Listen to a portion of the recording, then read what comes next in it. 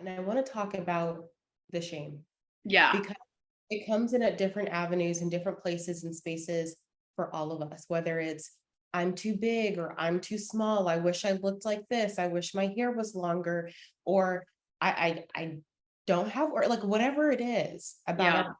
our sexual experiences. There's some area at some point in life that we've experienced shame or maybe have not been at our most confident. And so when we feel those feelings arise, whatever they may be, what are some of the things that we can talk through or tell ourselves to feel a bit better in the moment?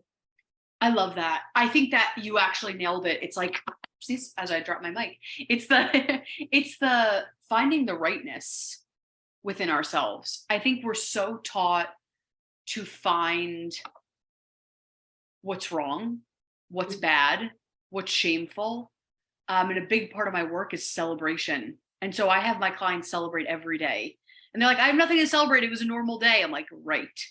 Like we live, like most of our life is the mundane, like you said. So it's like, how can we find a baby celebration today? How can we find our rightness? I have a mirror exercise that so many people know. And essentially, every time you see a mirror or a reflective surface, it's a reminder of, I have to find my beauty.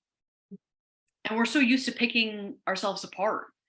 And so, my invitation is how can we almost like childlike wonder find Yeah. our beauty? Because sometimes people do the exercise, like, I did it. Like, I found it. I like, I like this about myself. Cool. I'm like, great. Okay. Now we're at the next level of almost like if you were a child, like Mhm. getting so lost in like, oh, I love the crease in my finger, like my ring finger, like that level of awe, like we are a piece of art. Um, if that makes sense. So it's Yeah. I think there's celebration.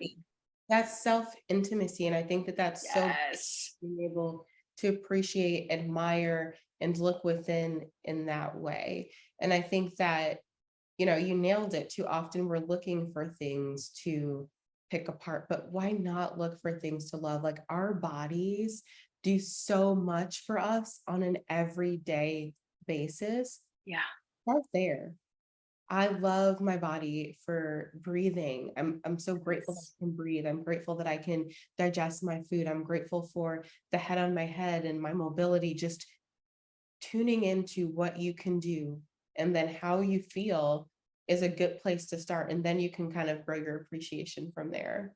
Yeah, I love that. And I think that's so often in this climate, it's and I always say this, I'm thrilled that we're having this conversation. I'm thrilled that people are talking about self-love. But sometimes it's again like, what does that mean? And I think you voiced something really beautiful of like, let's start with the neutrality or even the celebration. Like my body just processed that food without me thinking about it. I'm speaking and taking this breath without, you know what I mean? Like there's so much relentless miracles that happen without us even being conscious of it. Um, and so I love that you voice that of like, how can we start to notice that? How can we get behind that? And then we could talk about, you know, do I like my eyelashes? You know what I mean? I'm like, hold on, let's just like talk about and like, this is a miraculous thing that's happening moment to moment. Let's like just be in awe of that. And then we could talk about all the other stuff.